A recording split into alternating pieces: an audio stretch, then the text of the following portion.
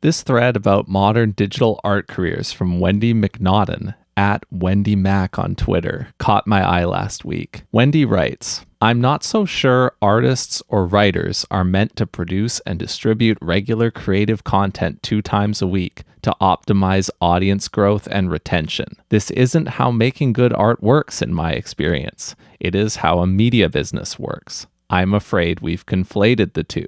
Also, value in art is largely determined by scarcity. So, short-term gain might not be worth the long-term devaluation. I saw some friends share this thread, and I asked the Instagram followers of Rhythm Changes if they had heard of it. Many had, so I thought about it as best I could. I've incorporated some of my friends' ideas into what I think about Wendy's thread, so if you responded to my questions about it, thank you. First, I want to say what I believe Wendy means before I respond. That means if I've misunderstood her, you can tell me where I've erred and I can go back. What I think she means is that pressure exists on artists to create content. Indeed, that's what caused an outrage in music labor politics over comments by Daniel Ek, the CEO of Spotify, in 2020. The most cited thing that Ek said in his interview with Music Ally back in July 2020 is, you can't record music once every 3 to 4 years and think that's going to be enough.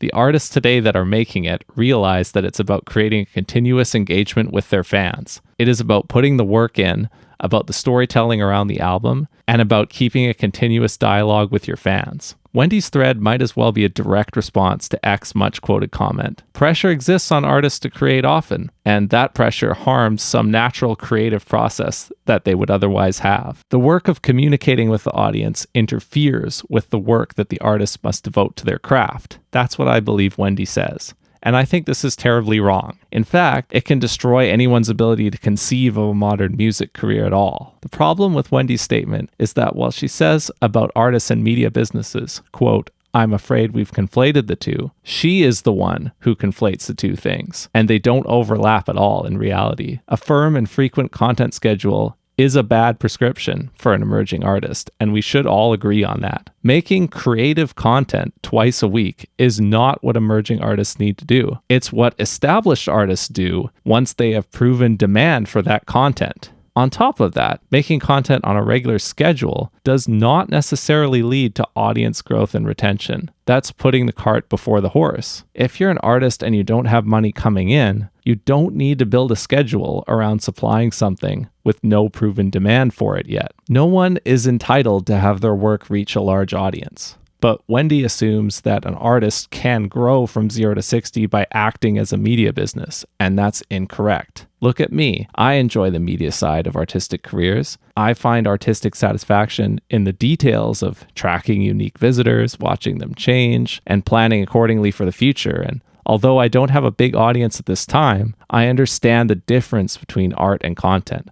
Content is communication, and art is art. The communication around you and your art does not devalue your art. It doesn't even lead to, quote, short-term gain. The skills you need for communicating with your audience are not the same skills that you need to use when you make your art.